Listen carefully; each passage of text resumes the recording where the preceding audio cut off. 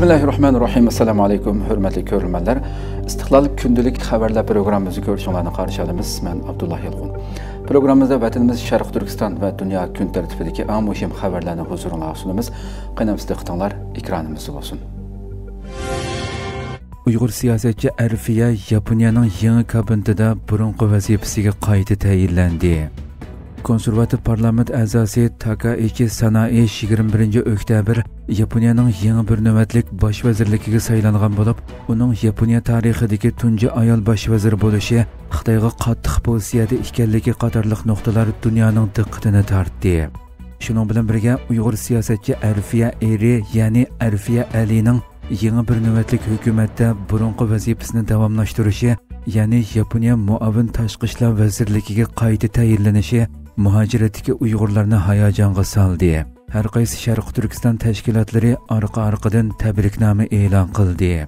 Yaponiya tarixidagi tunji ayol bosh vazir hisoblanadigan Takaichi Sanae 1990-yildan tortib Liberal Demokratlar partiyasining a'zosi sifatida siyosiy sahnaga qadam bosgan. U Xitoyga qattiq qo'l siyosiy yo'llardan biri bo'lib, ilgari ko'p qatim Taybega berib, Tayvan amaldorlari bilan ko'rishishi, Yasukuni qabristonligini ziyorat qilishi qatorliq faoliyatlari Xitoyning noroziligini qo'zg'ab kelgan. Yangi bir navbatlik kabinetda burunqi vazifasiga davomli qo'yilgan Uyg'ur siyosatchi Arfiya Eri 1988-yili Yaponiyaning Fukuoka nahiyasida tug'ilgan bo'lib, yapon tilidan boshqa Uyg'urcha, Xitoycha va inglizchani pishiq biladi. U Washingtondagi Georgetown universitetida xalqaro munosabat va xalqaro siyosat kasbida o'qigan. Washingtondagi Xalqaro siyosat instituti, Dunyo bankisi, Yaponiyaning Birlashgan Davlatlar Tashkilotidagi doimiy turishliq ish bajarish o'rni qatorliq o'rinlarda ishlagan. U 2023-yili va 2024-yili UDA parlament a'zosi bo'lib saylangan. 2024-yili noyabrda Yaponiya davlat parlamenti xizmat guruhining a'zoligiga va Yaponiya muavin tashqi ishlar vazirligiga tayinlangan. Arfiya Eri Yaponiyaning Xitoyga qattiq qo'l siyosat yurgizishi kerakligini ta'kidlab kelgan bo'lib, bir qism televiziya suhbatlarida Uyg'urlar haqida to'xtalib, Birlashgan Davlatlar Tashkilotining bu masala haqida andisini bildirgan bo'lsa-mu, amaliy qadam bosmaganligini, dunyoning, xususan Yaponiyaning Xitoyni texnik to'liq tushunib yetmaganligini, Yaponiya parlamentining bu masaladagi mujmal maydonidan umidsizlanganligini bildirgan edi. Xitoy kelgusidagi 5 yilini mujmal mazgil deb atadi. Xitoy Kompartiyasi yuqori qatlam rahbarlarining 4 kunlik yepiq shaklda ochilgan 4-umumiy yig'inida kelar yili 3-oyda boshlanadigan 15-5 yillik taraqqiyot planidagi muhim nuqtalar o'tirg'a qo'yildi.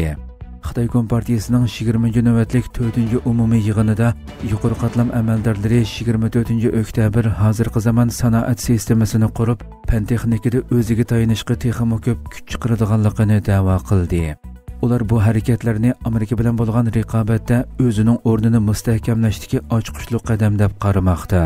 Xitoy iqtisodining eksportga haddidan ziyoda tayinishi Amerika bilan bo'lgan savdo urushi keskinlashayotgan bir vaqtda Beijingni keyingi yillarda texmo yaxshi siyosat tampонligini tepishga undishi mumkin bo'lsa-mu, biroq mutaxassislar tirishchanliklarining osti bo'ladiganligini mo'ljallamoqda.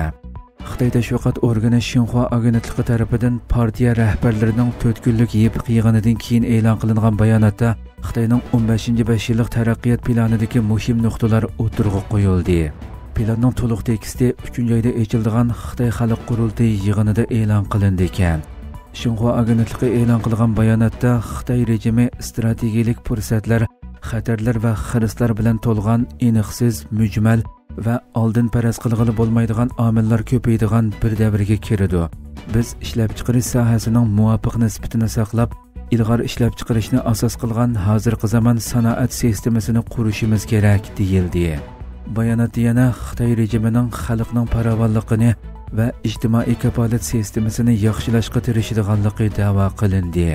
Ammo Beijingning buni qanday amalga oshiradiganligi yoki mablag'ning qayerdan keladiganligi haqida tafsiliy uchur berilmadi. Bu siyosatlarning vaqti, sur'ati, mablag'i va ko'lamiga munosabatlik aniqsizlik hamda mujmalliklar iqtisodshunoslar va mablag' solg'uvchilarni hukumatning oila iste'moli dunyo o'rtacha saviyasidan taxminan 20% tuvan bo'lgan iqtisodni qaytadan tampонlashtirganda ko'rsatadigan iqtidor to'g'risida andishiga solmoqda. Trump hukumatining Xitoyga savdo tekshirishi echishi ilgari surildi.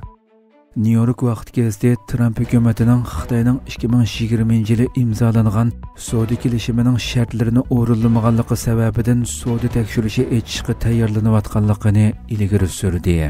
New-York vaqti kezdining bu masalaga oid uchurga ega ikki manbaga tayangan xabarida Amerikaning Xitoyning 2020-yildagi savdo kelishimiga moslashishiga munosabatlik tekshirish ustida ishlayotganligi yozildi.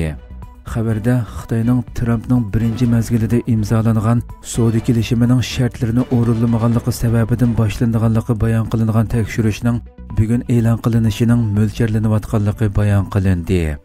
Xabarda tekshirishning Amerika va Xitoy orasida texnik ko'p tamojna beji va kelishmasligi sabab bo'lishi mumkinligi baholangan bo'lib, bu choraning Trump va Shi Jinpingning kelar hafta amalga oshishi kutilgan ko'rishi oldida kelganligi diqqat nuqtasi bo'ldi. Xabarda bu xil tekshirishlarning tamomlanishiga bir qancha oy vaqt ketishi mumkinligi mo'ljallangan bo'lib, 2022-yili e'lon qilingan sonliq ma'lumotlarning Xitoyning Amerika aeroplanlari soya purchiqi, energiya, mulozimat va boshqa mahsulotlarni sotib olish va'dalarini o'rinlamaganligini ko'rsatganligi bayon qilindi. Trump Shi bilan intayin adil bir kelishimga erishadiganligini va intayin kuchli bir savdo kelishimi tuzadiganligini o'ylaydiganligini bayon qilib, kelishimga erishalmagan ahvolda Xitoyga 1-noyabrdan boshlab 155% qo'shimcha tamojna beji qo'llanadiganligini yana bir qatim ta'kidlagan edi. Trump yana meningcha bir kelishim tuzib keta olamiz. Ular bizni siyrak to'pi elementlari bilan qo'rqitdi. Menmi ularni boj bilan qo'rqitdim. Ammo ularni yana nurg'un boshqa narsalar bilan qo'rqita olmayman. Masalan, aeroplanlar bilan. Chunki ular o'z aeroplanlari uchun zapchast topolmayotdi degan iboralarni ishlatgan edi. Hurmatli ko'ruvchilar, shunday qilib bugungi xabarlarimiz mush yerda oxirlashdi. Inshaalloh atiki programmamizda ko'rishguncha omon bo'lg'aysizlar. Assalomu alaykum va rahmatulloh.